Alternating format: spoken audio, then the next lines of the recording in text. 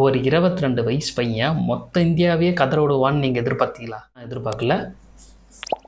Jacob Bethel என்ன மாதிரினாக்க அதுவும் நம்மளுடைய பிரைம் பவுலர்ஸை போட்டு பேத்துட்டான் லிட்ரலாக. அதுவும் வருண் சக்கரவர்த்தியை ஒரு 13 பால் 14 பால் தான் வருண் சக்கரவர்த்தி பால் ஆடினதில் அவன் 41 ரன் அவன் அடித்த பாதி ஸ்கோர் வந்து வருண் சக்கரவர்த்தி தான் போட்டு பேத்தெடுத்துருந்தான். வருண் சக்கரவர்த்தி போடவே ஓட்டல, ஹேட்ரிக் 6 போட்டு வெளுத்தி எடுத்துருந்தான். எஸ், இங்கிலாந்து ஃபஸ்ட்டு டாஸை வின் பண்ணி நாங்கள் ஃபஸ்ட்டு சேஸ் பண்ணுறோன்ட்டாங்க. அபிஷேக் சர்மா, சஞ்சு சாம்சன் ஓப்பனிங். நிறைய பேர் எதிர்பார்த்தது சஞ்சு சாம்சன் லாஸ்ட் மேட்ச் அடிச்சிட்டாரு, இந்த மேட்ச் அடிக்க மாட்டார், ஒரு 10 ரன் மிஞ்சி போனால் நல்லா ஸ்டார்ட் கொடுத்துட்டு அவுட்டே இருவாருன்னு தான் எல்லோரும் எதிர்பார்த்தாங்க. அதுக்கான சான்ஸும் அவர் கொடுத்தாரு. 15 ரனில் கொடுத்த கேட்ச் வந்து ப்ரூக் விட்டார். இப்போதான் உன்னை சரியாக புரிஞ்சுக்கிட்டேன். நீ தப்பானவன் இல்லை, நீ தப்பானவன் தான். ஹாரி ப்ரூக் விட்டது அவர் கேட்சா இல்லை மேட்சான்ட்டு கமெண்ட்ரிலாம் சொல்லிட்டு இருந்தாங்க. அந்த மாதிரி அவர் விட்டது மேட்ச் தான். ஏன்னா அந்தளவுக்கு ஆனால் இனிஷியலாக சஞ்சு சாம்சன் செம்மையாக ஸ்டார்ட் பண்ணாப்புல. லாஸ்ட் மேட்சை விட இந்த மேட்ச் கொஞ்சம் அக்ரெஷனாக ஆடினார். அபிஷேக் சர்மா வழக்கம் போல் தான் டீப் மிட் விக்கெட்டில் இஷான் கிஷனுக்கு உண்மையாகவே அவர் வந்து நல்ல ஸ்டார்ட் கொடுத்தாரு. சஞ்சு சாம்சனுக்கு செம்ம கம்பெனி கொடுத்தாரு. அவருக்கும் அந்த டீப் மிட் விக்கெட்டில் தான் நிறைய சிக்ஸும் நிறைய அடிப்பார், விக்கெட்டும் அங்கே தான் ஆவார். ஆனால் இந்த டைம் என்ன பண்ணார், சிங்கிள் ஆட ஆரம்பிச்சிட்டார். அந்த பக்கம் சிங்கிள் ஆடிட்டு அதுக்கப்புறம் சஞ்சு சாம்சனுக்கு ஸ்ட்ரைக் கொடுக்க ஆரம்பிச்சிட்டார். ஆனால் ஆதில் ரஷீத் ஓவரில் இப்படி அவுட் ஆவார்னு எதிர்பார்க்கல. ஓகே, இருந்தாலும் அதுக்கப்புறம் சிவன் துபே எதிர்பார்த்தமாக வந்து ஒரு 2 6 அடிச்சார். அதுக்கப்புறம் நிறைய டாட் ஆட ஆரம்பிச்சிட்டார். நிறைய டாட் ஆடி சஞ்சு சாம்சன் மேலே ப்ரெஷர் போயிடுச்சு. சஞ்சு சாம்சன் உண்மையாகவே லாஸ்ட் மேட்ச்சில் விட இந்த மேட்ச்சு நல்ல அக்ரெஷன் காமிச்சார்.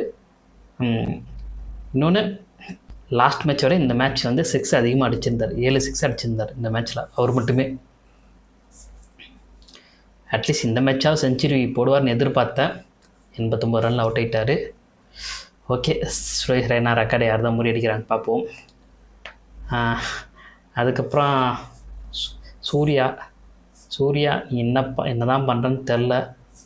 கேப்டனாக மட்டும்தான் இருக்காரை தவிர இதுவரையும் எந்த மேட்ச்லையும் பெருசாக அடிக்கலை. அடித்த ஒரே மேட்ச்சு யூஎஸ்ஏ கூட மட்டும்தான் அடிச்சிருக்காரு. பார்ப்போம் ஃபைனல்லே அது அடிப்பதான். சத்தியமாக நம்பிக்கை வரல. அபிஷேக் சர்மா மேலே சூரியகுமார் யாதவ் மேலே எனக்கு சுத்தமாக நம்பிக்கை இல்லை ஃபைனலில் அடிப்பாங்களான்ட்டு. அது நியூசிலாந்துக்கிட்ட அகமதாபாத் நரேந்திர மோடி ஸ்டேடியமில் மேட்ச்சு அடிப்பாங்களா? பெரிய கிரவுண்டு, சின்ன கிரவுண்ட்லேயே, அதுவும் சூர்யாவுக்கு நல்ல இது ஏற்ற கிரவுண்டு வான்கடே ஸ்டேடியம். அவர் மும்பைக்காக எத்தனை மேட்ச் இங்கே அடிச்சு கொடுத்துருப்பார். ஆனால் சஞ்சு சாம்சன் கூட இங்கே தான் அவருடைய ஆவரேஜ் வந்து ஹையஸ்ட்டு இங்கே தான் இருக்குது வான்கடையில். அதனால் அவர் கரெக்டாக அடிச்சிட்டார் சஞ்சு. ஆனால் சூர்யா அடிப்பார்னு எதிர்பார்த்தேன், சூர்யா அடிக்கல. சரி, ஓகே. அப்புறம் வந்து நம்ம திலகர்மா அவரும் முன்ன மாதிரி தான் 25 26 27 இப்படி தான் அடிக்கிறாரு. ஆனால் ஃபஸ்ட்டு ஒரு 3-4 மேட்ச்சுக்கு அடிச்சதுக்கும் இப்போத்துக்கும் என்ன வித்தியாசம்னா, அப்போ பாலுக்கு பால் அடிப்பார். ஆனால் இப்போ வந்து அடிக்கிறதெல்லாம் 7 பால் 8 பாலில் செம குயிக்னாக காட்டு போயிடுறாரு. 5th பொசிஷனுக்கு திலகர்மா அப்படியே அடாப்ட் பண்ணிக்கினார். நம்ம ஹர்திக் பாண்டியா, குங்ஃபு பாண்டியா என்னப்பா ரொம்ப திணட்ட பாண்டியா ஸ்டார்டிங்கில். ஆனால் பாண்டியா 20 ஓவரில் இருந்தால் என்ன நடக்கும்ன்ட்டு காமிச்சிட்டார்.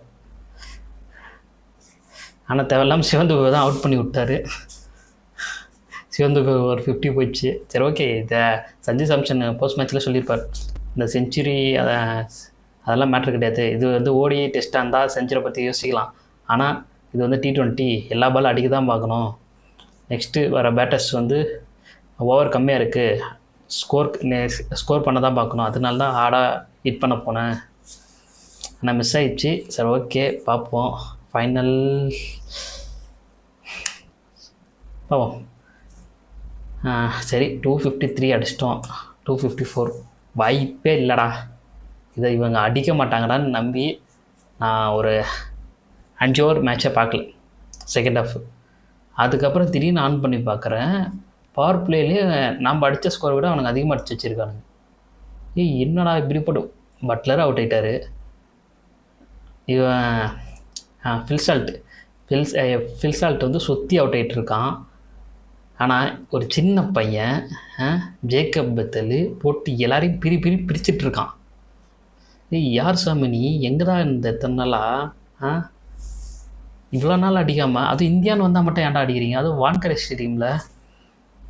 நாங்கள் என்னடா பாவம் பண்ணோம், நாங்கள் போய் ஜாலியாக ஃபைனல் போகலான்னு பார்த்தா முடிஞ்சா என்னை மீறி ஃபைனல் போகலான்னு அப்படியே நிற்கிறியாடா நங்குற மாதிரி.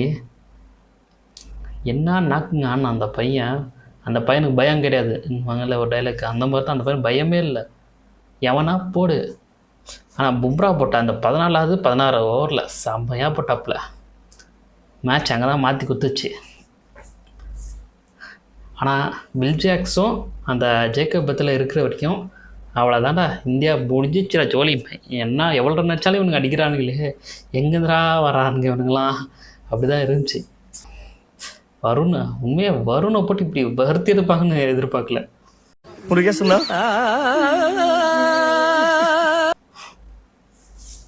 அக்சர் பட்டேல் 2 கேட்சு, என்ன மாதிரி கேட்சு. அக்சர் பட்டேல் இந்த knock out மேட்ச்னா Axar Patel performance bowling ஆகட்டும், ஃபீல்டிங்கில் பேட்டிங் எதுலேயே வந்து கொடுத்துருவார். இந்த டைம் ஃபீல்டிங்லாம் 2 கேட்ச் வேறு லெவல் கேட்சு. அப்புறம் திலகவர்மா ஒரு லாஸ்ட்டில் ஒரு சாம்கரன் கேட்ச் பிடிச்சிருப்பார், அதுவும் செம்ம கேட்ச். அது 6 போயிருந்தாலும் மேட்ச்சு முடிஞ்சிருக்கும். வில் ஜாக்ஸும் இந்த ஜேக்கப் பெத்தலோட பார்ட்னர்ஷிப் தான் கொஞ்சம் டேஞ்சராக இருந்துச்சு.